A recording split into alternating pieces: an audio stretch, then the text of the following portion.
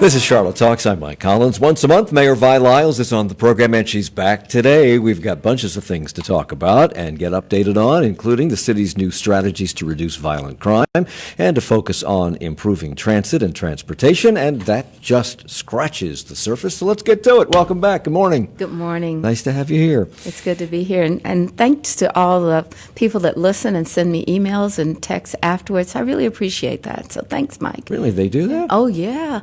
I get a lot of feedback about this hour that we spend. And sometimes it's great and sometimes it's just okay. But I appreciate that people listen. And that's really a testament to understanding that we have to talk about what's important in the city. Well, this is our 20th conversation. Wow. I'll make a note of that. I'm looking for my birthday cake or my anniversary cake.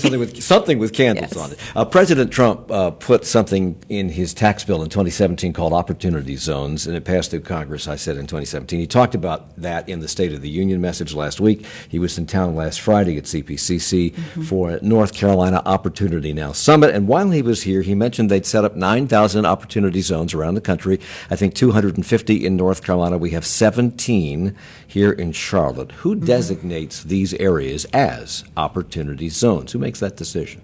Well, the bill and the federal agency designated the criteria for the zones, and that was a combination of first census tracts. All of our cities divided up on a map at the federal level that creates census tracts, and then those census tracts had to have certain characteristics. So basically, it was around areas of high unemployment, low investment, and those zones generally are what we would in our city call the crescent. We used to call it city within a city, but those areas where we've seen not as much investment as we would like, and those are the areas that were designated as zones. Freedom Drive Corridor, Beatties Ford Road Corridor, Eastland, Albemarle Central Corridors, those corridors. We're all familiar with them. I think it's an apt name because it has so many different meanings. Opportunity zone. It's opportunity for the people in those areas who have been left behind. It's opportunity for land to be developed that has languished. But it's also opportunity for people who invest money in these zones. They're permitted to defer taxes on the sale of stock, delay taxes on the projects they're building, and in fact, long-term investments in these areas are now taxed at zero. So Trump says these zones lift up underserved communities. Others say that developers are getting tax breaks for projects they would have built anyway. What's your take?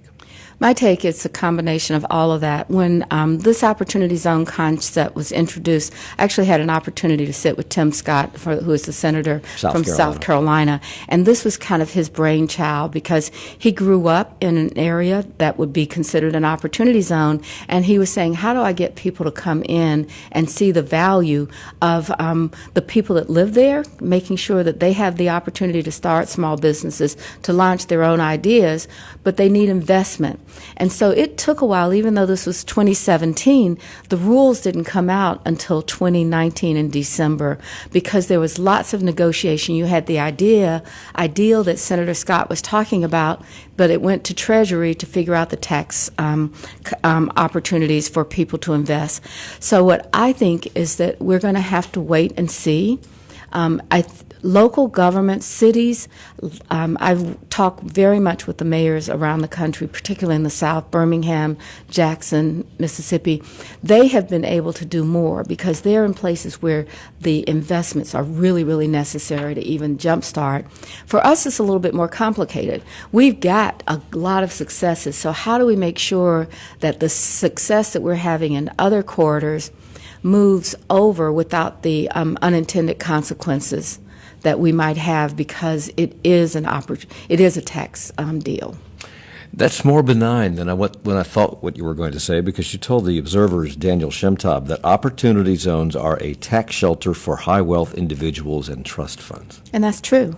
That's exactly what we're talking about. So how do we influence what those folks that come in for trust funds and high wealth individuals, how do we use our civic engagement that we have in this community with high wealth individuals and trust funds to say we're still building a great city.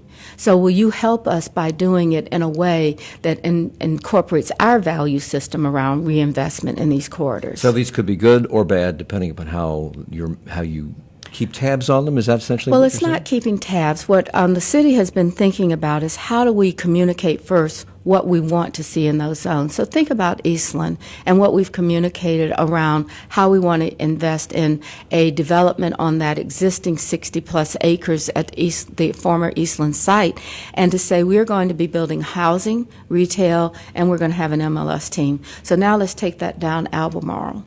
The Albemarle Road does need revitalization. It doesn't look like our boulevards should look. So how do we tell people this is what we want to see in your rezonings? This is what we would like to see you invest in. So as a city, what we're trying to do is target specific strategies to say, if you will do housing, we will help you with the Housing Trust Fund. If you will build the right kind of infrastructure, we'll help you with some of our tax opportunities that we would match. So let's look at this as a collaboration and a partnership and not leave it to one person to say, well, I'm going to plop this down in the middle of something. We're trying to do it in a way that's comprehensive. When he was here last week, the president praised you and City Council when he said that Democratic leaders here understand that the administration intends opportunity zones to be a method of dealing with gentrification. But some folks on the ground in these opportunity zones see these as opportunities for gentrification, not the opposite.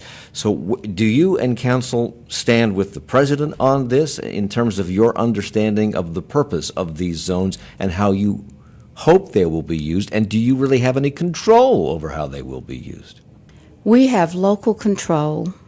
But you're right, those investors could come in, they can get control of the land, but what I count on is our regulatory processes, if they have to have for rezoning, if they have to have investments to help them be successful. I don't think anybody's going to come in and be an investor for a complete geography.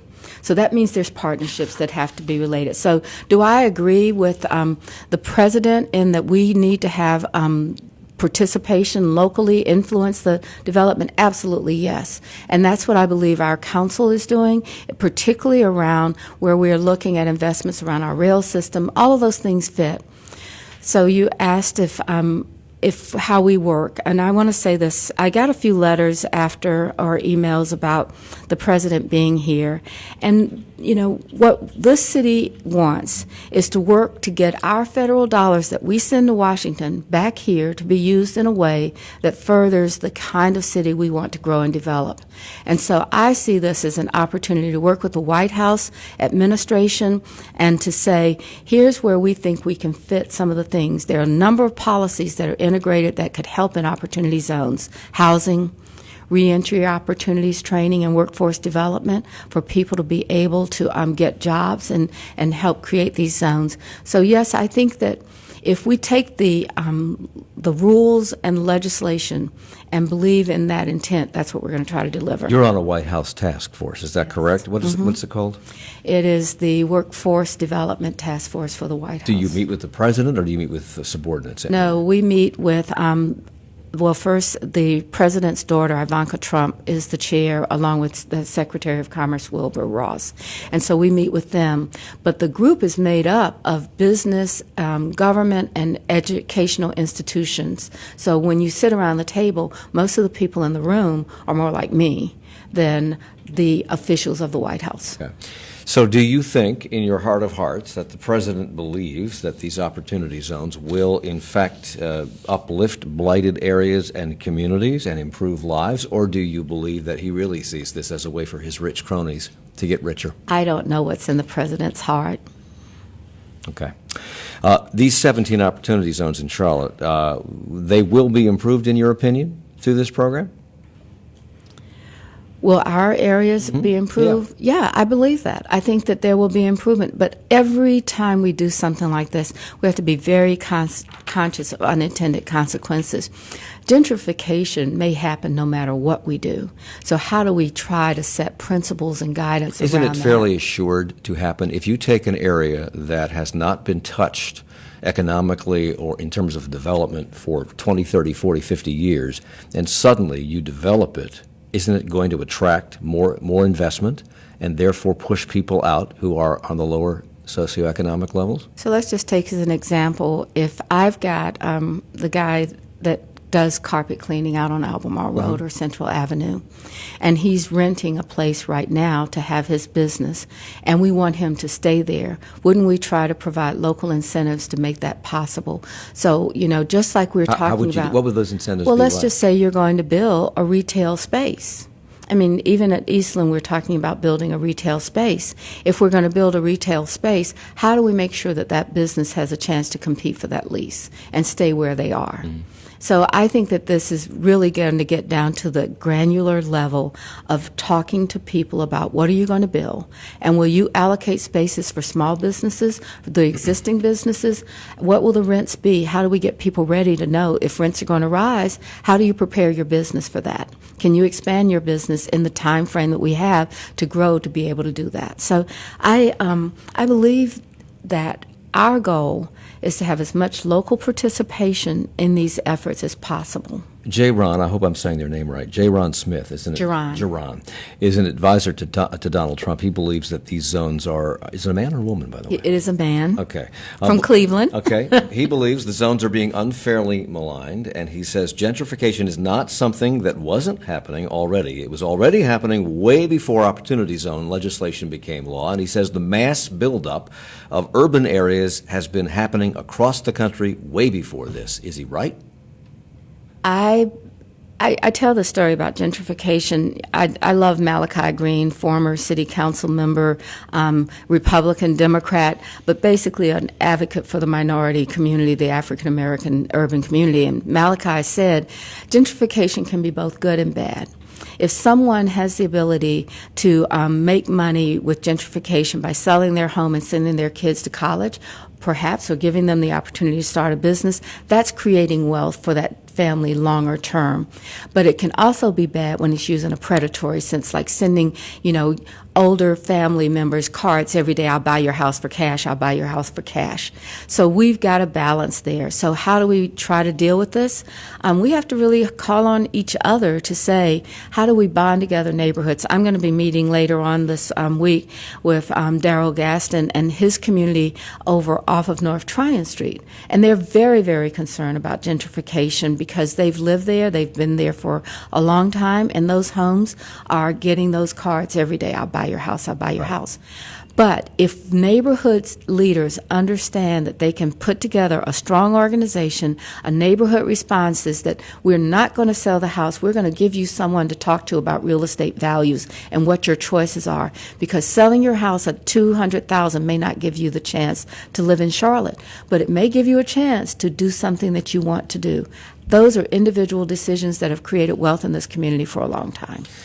We have to take a break in a second. This is an inopportune time because we got to fill 40 seconds, but I don't want to launch into the next question because it's a long one, and it requires you to look deeply into the mind of the President of the United States, because we're going to talk a little bit more about opportunity zones, and then we're going to move on to the 2040 plan. Yes, it's that time again to talk about a new plan for Charlotte, and we have about, 20 years to make this happen. So we'll talk about what goes into doing that, what you're looking forward in that plan, and do these plans really mean anything? Are they followed, essentially? Mayor Viola Isles is with us. She'll be here for the hour, and we will continue in a moment at Charlotte Talks on WFAE.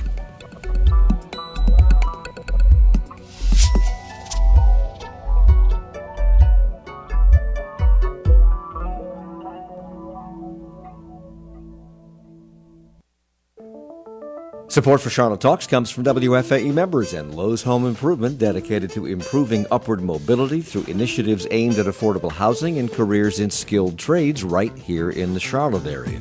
More information at Lowe's.com.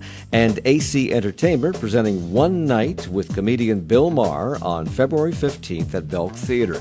Tickets available at BlumenthalArts.org. On the next program, we travel to Winthrop University for a preview of the South Carolina primary, which happens on the last day of February. The presidential race is wide open, kinda, as it leaves New Hampshire.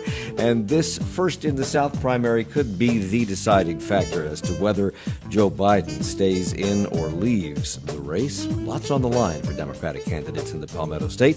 And we get some perspective on how this primary became so important and what voters there are looking for. tomorrow at 9. New Hampshire has always been a crucial early decider in the race for the presidency. And after Iowa, the stakes for the candidates in this primary are higher than ever.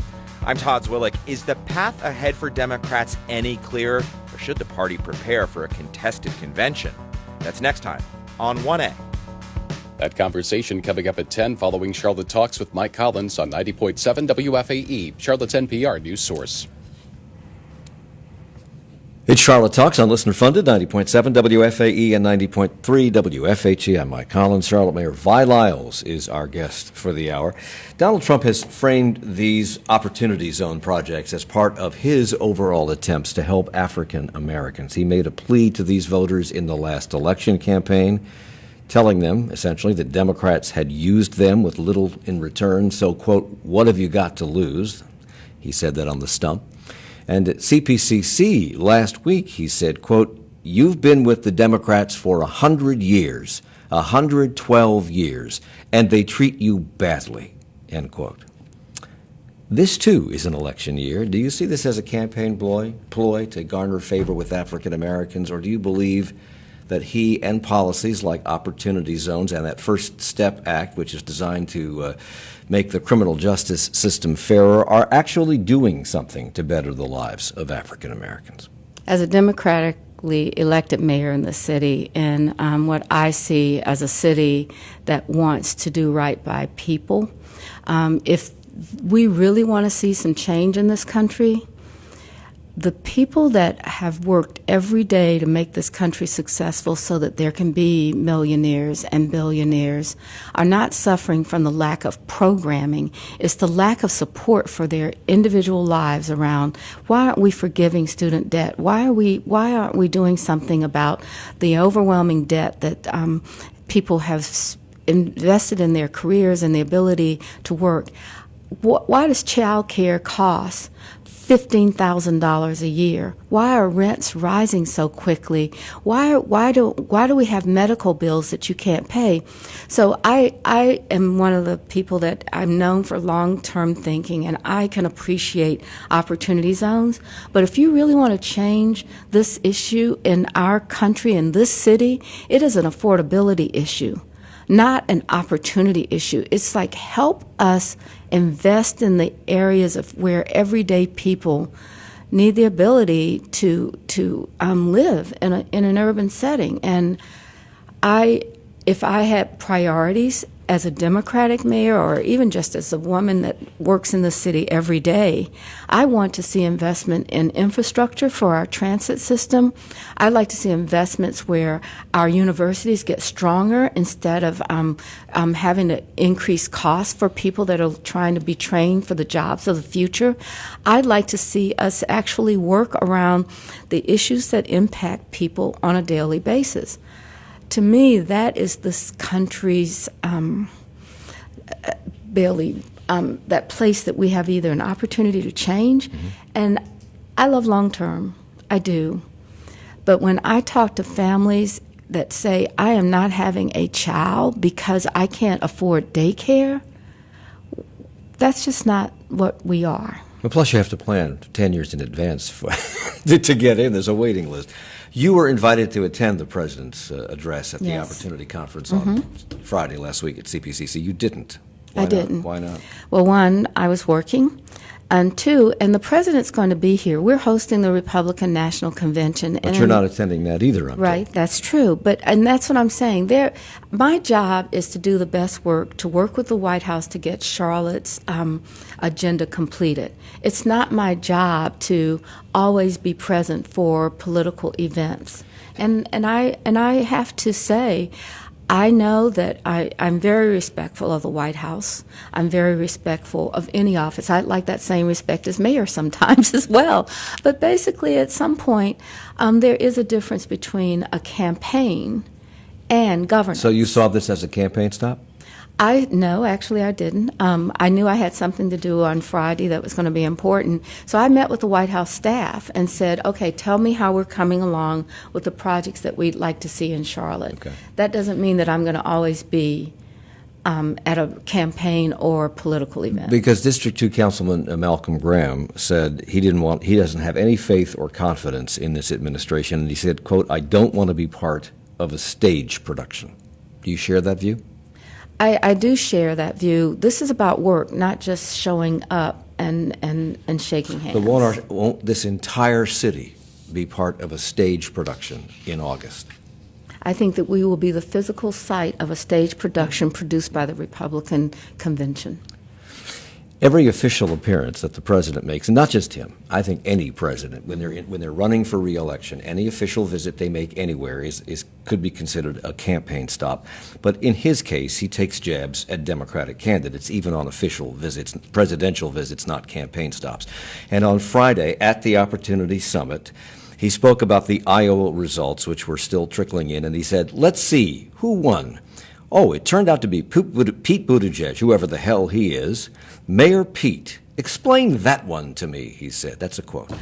And I bring that up because even some Democrats are asking the question, who is this Pete Buttigieg? Why is a mayor of a small city running for president? And now we have another mayor of a big city running for president who's running, he's going to be running as a Democrat, but he's not really a Democrat. And I'm talking about Michael Bloomberg. You're a mayor. Mm-hmm. Do you feel qualified to run for president? Mike, I guess I'd have to leave that up to the electorate. I think that's what these other folks are doing. They're basically saying, I feel that I'm capable of doing this. Get inside Pete My name's not on that list. Get inside Pete Buttigieg's head. I can't. That's do hard that. to say. Pete Buttigieg in the head. That's right. Get inside his head. I mean, he was a small town mayor, although I think they have a strong mayor system in South Bend. Do you see where he could feel that he could be ready for this? Certainly Michael Bloomberg, because he's rich and he ran New York City. I would hope that both of them are doing this based upon their understanding of both what it takes to operate and govern in this country, not just where they live and where they've been successful. I would hope that both of them as mayors have had to deal with issues that could be addressed through a national agenda. I know that they say Mayor Pete instead of Mayor Buttigieg. I believe that he brings that younger generation into the Democratic discussion. I also believe that Mayor Bloomberg brings in that experience of having managed a large organization that's very urban, and at the same time, and since leaving office, he has addressed national issues like climate change. Do you think it's even fair that people are questioning the competence of a small-town mayor or even a Mayor Bloomberg because they don't have any experience? They don't have enough experience when we have a man in the White House who had no government experience at all, zero. I think you've captured that exactly correctly. We can't decide that. You have to go out and work every day to talk to voters, to get them to understand and believe in your agenda. You have to not only prove that you have ideas, you have to put in place actions that would be acceptable to the communities that vote to do them. But is the job similar? I mean, the mayor of any town is an administrator. They are a visionary. They are somebody who plans. They are somebody who uses their wiles to convince people on city council and citizens to see their vision and go forward with it. Doesn't that prepare you for the White House? If it means that your hair gets whiter as you serve as mayor, I think that the answer is yes. It is yes. It is a job that requires you to, one, express to the community always confidence and empathy. It requires you to manage difficult situations and yet be planning for a hopeful future. Speaking of the future, the city is working on the 2040 plan. It's the latest one. This will guide development and planning for growth for the next 20 years. We've had previous plans. Do we stick to them or do they sit on a shelf? You know, I've heard people say, I think that great line about, oh, we'll have a plan and it'll be sitting on the shelf, or I've got 20 plans on the shelf. I think that's a bit of hyperbole, because if you look at the government center, it may not have been the very best plan, and actually was not a great plan because it didn't address issues of equity. But for the time that plan was developed, almost every section of it has been implemented. And now we're trying to do something that addresses planning in the long term that does deal with equity, does recognize the city as a whole instead of a part. And you're putting this plan together at the same time work has begun on those unified development on the unified development ordinance, which is something I don't understand, and no one has ever been able to explain it to me. Okay, can I do a really short one? Sure. You have a plan, and it says, let's do something that's visionary and will lead to the future. An ordinance tells you how you're going to get it done. So it's kind of the zoning laws, it's the regulations that you have to put in place. So it's a plan and an implementation with the UDO. So can you be putting that together at the same time you're putting together a 20-year plan? Yes, if we're going to talk about mobility and that we're going to have a walkable city, if we know that, then we do have to start talking about where we build sidewalks. At the council retreat this past in January, we talked about filling in gaps on sidewalks. Many of us know you can walk down a street in Charlotte and then all of a sudden it's like dirt or whatever, and it's not paved. So again, if we are going to be a city that you can walk in, the council has committed to filling in those gaps on sidewalks. That's where you take a plan and you actually put it in action. Well, one thing that planning has to take into account, I think, particularly when it's a 20-year plan, is managing. And when you're trying to manage and direct growth, you have to take into account schools and where the population for those schools will be, how many you need, how many classrooms. But the city planning director and Assistant City Manager Taiwo Jayoba says it's very challenging for CMS to plan more than 10 years out at a time. And we have an instance right now of the schools that were planned and allegedly funded in this 2017 bond referendum, that they've already cut the number of classrooms in these high schools by 25 each. And that's because growth patterns have changed since 2017. So how can we include schools in a 20-year out plan? That's a great discussion. We had that on Monday at the City Council meeting, and many of us read in the newspaper about changes in the school system and what's going on. They have a much stronger connection with the county government because the Board of Commissioners do a lot of the local funding to support CMS. So at our meeting on Monday, I talked about reconnecting with our planning committee that's made up of all the bodies, the planning commission, the schools, the county, and the city. We have a committee like that, but they've not been as robust around some of these conversations. And with the 2040 plan, it's not necessarily just being robust. We need more than robust. We need buy-in and commitment that we're going to work towards one area and be able to adjust and move quickly. We're going to continue to do that. We have to talk a little bit more with our other leaders on those other boards. But as a city, we can't have a great city without better schools. Okay. City Council at that annual retreat in beautiful downtown tropical Durham had a bit of good news come out of it almost immediately, and that was the fact that no new property tax increase will be needed despite an increased deficit for FY21.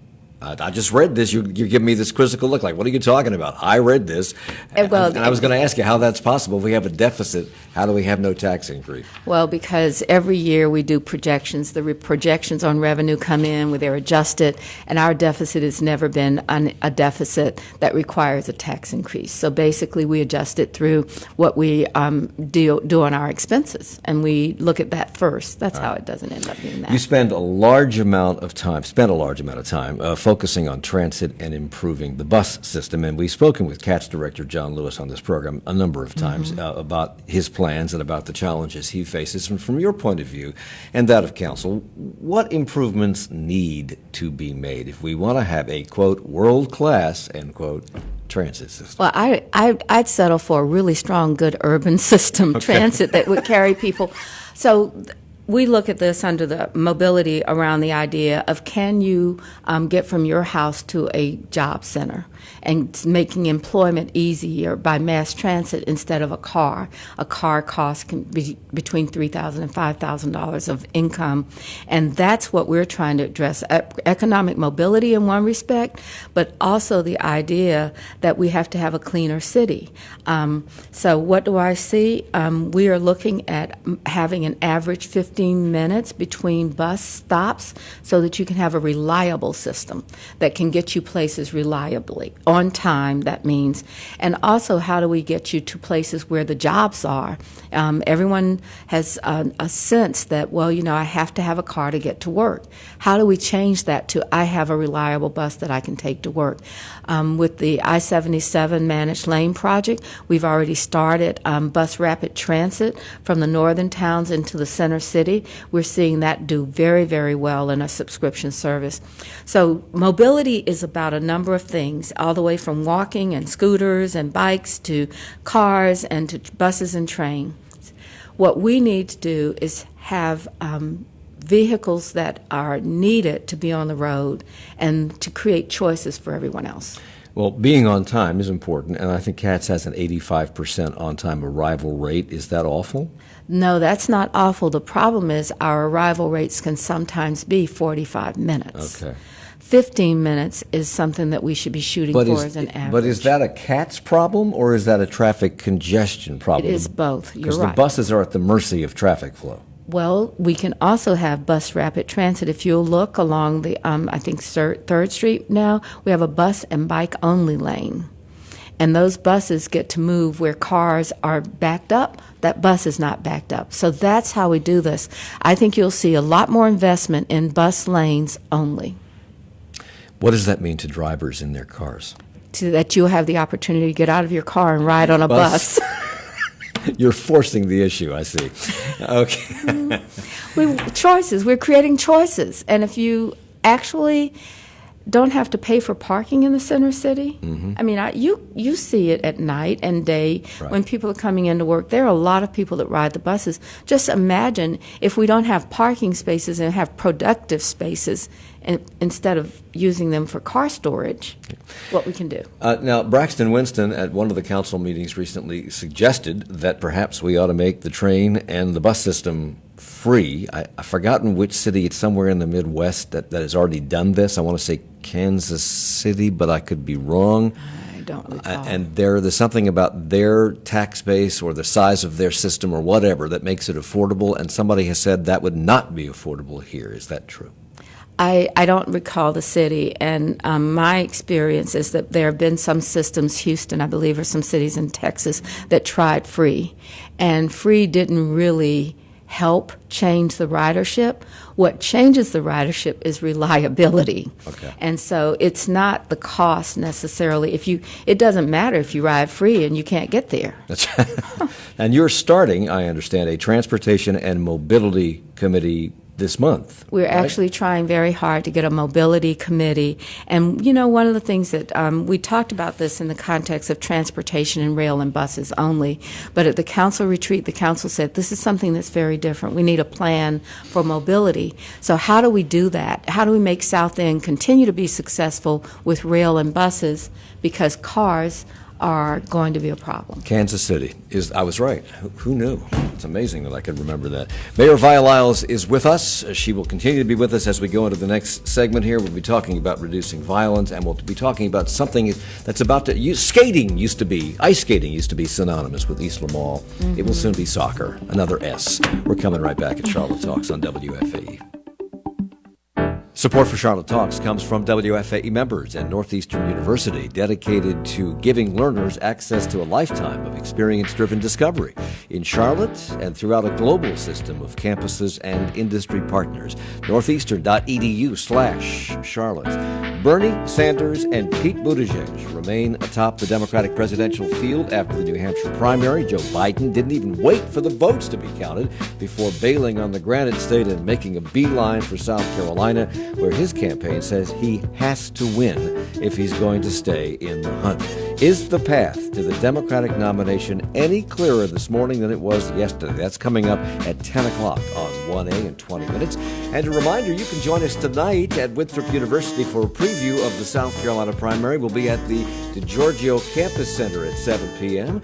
For more details, you can go to WFAE.org. And if you can't make it, you can hear the program tomorrow at 9. We're coming More right than a back. million Americans have type 1 diabetes. It became harder to recognize whether my blood sugar was going too high or whether it was going too low. Some have turned to service dogs to help manage the disease. But in fact, maybe the dog's right half the time. The hope and the hype of diabetic alert dogs, plus New Hampshire primary analysis this afternoon on All Things Considered from NPR News. Today at 4 on 90.7 WFAE, Charlotte's NPR news source. It's Charlotte Talks on WFAE and WFHE. I'm Mike Collins. Mayor Vi Lyles is with us. She joins us once a month. This is her 20th once-a-month visit. Here she is. Thanks to the listeners, they let me come back. Right. Charlotte, we were talking about transit before the break, and Charlotte is more than a city. It is a region. And it would seem that transit planning also needs to be regional because people come and go from here every day to other parts of the region. And although we've seen a lot of non-binding pro-transit resolutions passed by area municipalities and councils, no funding proposals, no commitments have come into being. Any sign that will happen soon, and can we really build out this system and make it effective without the cooperation of Gaston County and York County and Cabarrus County and Union County? Well, we've taken the first step. We do have the resolutions of support from other communities, Gastonia, Concord, Pineville has been always a part of our system, and they didn't elect when we built the system to have the rail in there, but now we need that to connect to the Ballantine plan. So that's the first step. Now, the second step, we have a Metropolitan Transit Coalition that actually is a regional or countywide governance structure for our bus and train system. Mayors from those communities that are looking at opportunities, Stallings, Indian Trail, they come to those meetings now. They're non-voting members, but the first step is always understanding and education so that they can go back to their communities and talk about this. I would expect that it won't be in my time as mayor that we will begin to take action on these. If you look at the federal process for getting funding to build rail systems, it can be as long as 3 to 5 years. We're now just talking about it for the Silver Line because we have to do all of these studies to get the federal match. So I would expect, let us get through the Silver Line and then let's start talking, or actually let those mayors in those communities start talking about how they would fund their portion of a rail system. And the Silver Line will actually go into another county it will go into Gaston County to Belmont. It Correct? will not. It will be planned that way, but we have to still get the funding for it to do that. But ultimately, that's the plan. The plan is ultimately to have a light rail system that serves this region. Okay. I really believe not. It's required. So affordable housing was a big priority in your first administration, and you were able to get that bond referendum through. It seems that will continue to be an effort in this 2-year period for you. But transit improvements or a reduction in violent crime are on the radar too. How would you rank those three? Can everything be a top priority? I feel like every one of them takes attention. And fortunately, we've got a council that is organized in a way to address the policy deliverance on them all. They're very complex issues. Violent crime has some guiding principles that we're looking at, that it be evidence-based, it be community-focused. We've narrowed down some areas of geography that we think could concentrate for innovation and change. And we've brought in our public health department and our nonprofit health departments to start talking about how do we deal with violence interruptions. And so there's a lot to be done. It's a very complicated issue, but at the same time, it's all about lowering the amount of violent crimes, particularly murders, in our city this year. So we have Larkin Eggleston is leading our community safety committee that we're talking about building safe communities, and we're working hard on that one. Housing will always be an issue for us. It's a national issue. We're trying to keep up in our own way. We're challenged by the very poorest not having federal support for housing, and that's the kind of thing that I was talking about. If if the federal government really wants to help a community, and it's not just urban communities, these are rural communities as well, they've got to fund rent subsidies for people making 30% and below. Now, we've just got to deal with that as a country.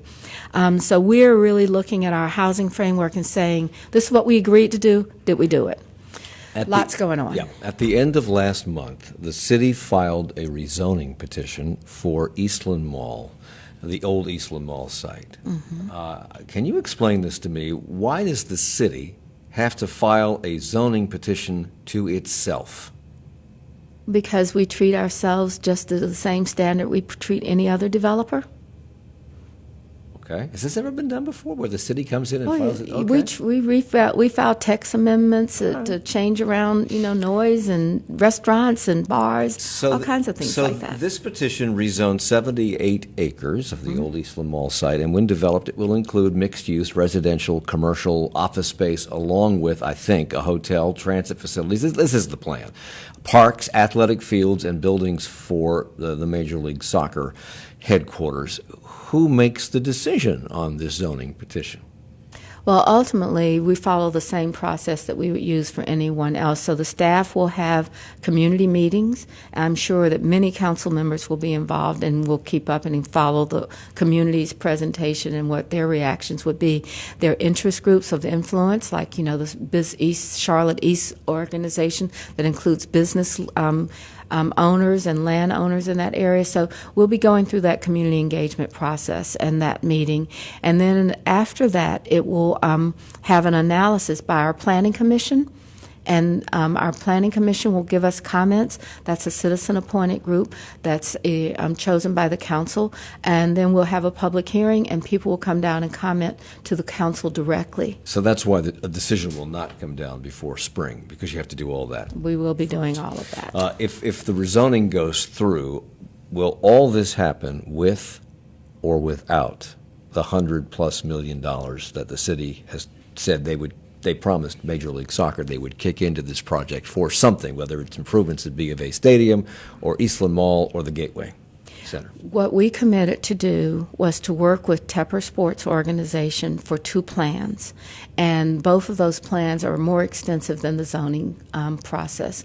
The zoning is for that 78 acres. The plans are for those corridors. And so until we have a negotiation on the plans, the urgency around the rezoning is to actually work with something that we had in place before MLS decision was made to be on that site. It was actually when we were working with Crosland as a developer for the residential and retail portion of it. So when you say the money is about planning for a much bigger. The rezoning is necessary for us to react to those 2 parts of the development. That money was made, the promise was made public prior to any public discussion.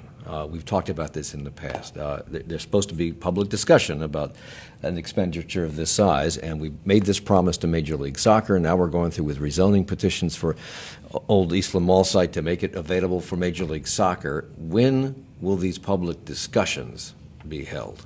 Well, one, I think I talked about the public discussions that will take place with the rezoning decision. So that's the same thing. It is part of it, but as I said, the corridor portions of it, the entertainment district and the corridor that leads to Eastland, those are the commitments that we made to jointly work together. If you can have, we talk about opportunity zones. We talked about that for a lot.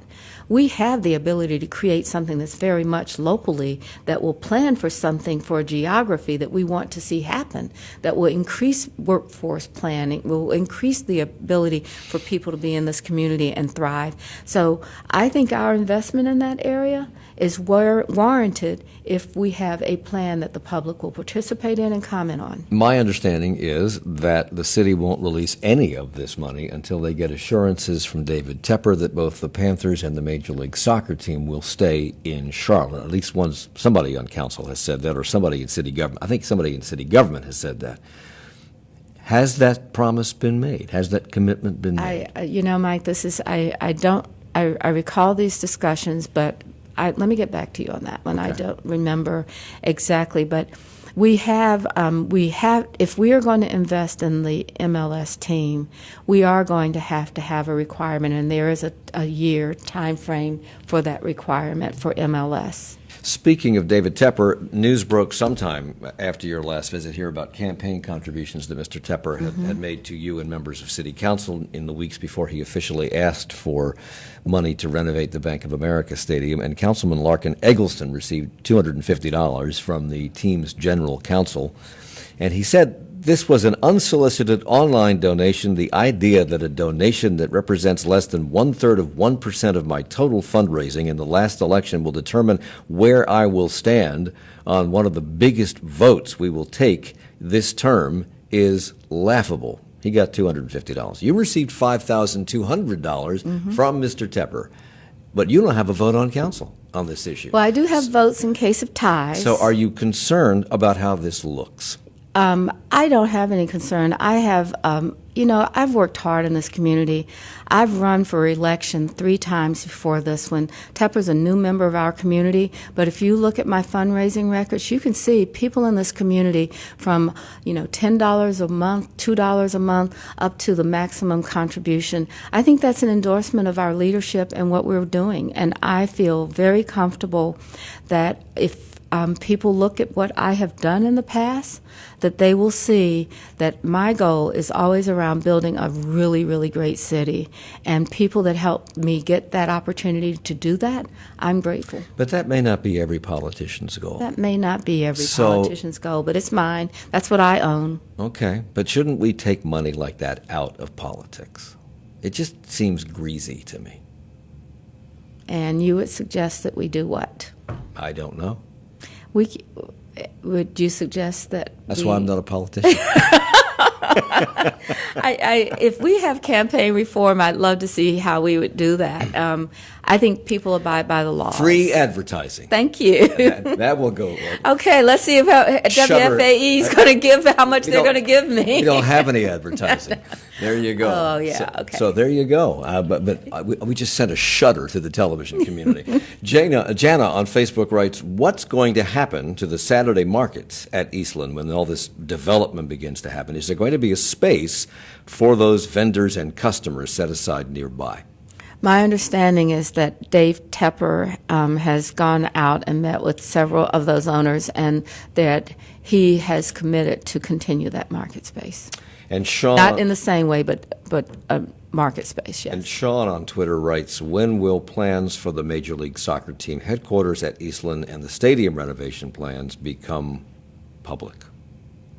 The Eastland plans have been printed in the newspaper. In the paper, and I'm sure that if there's a permit already, a building permit for the stadium, that's online as well. Well, yeah, I think that's been published as well. I think because it has some been people are announced. losing their PSL seats. I saw that article, yes. The new tunnel that's being built for soccer.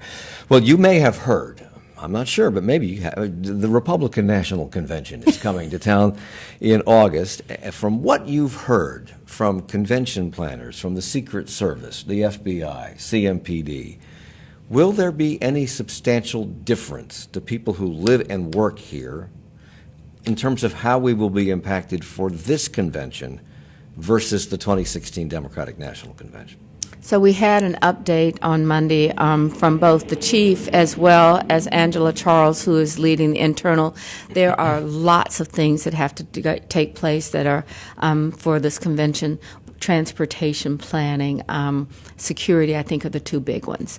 The chief has said that we've learned well from 2012 and should be able to do the same for 2020. See, it was the 2012 Democratic Convention. I keep pushing it to 2016 because it just seems like yesterday to me.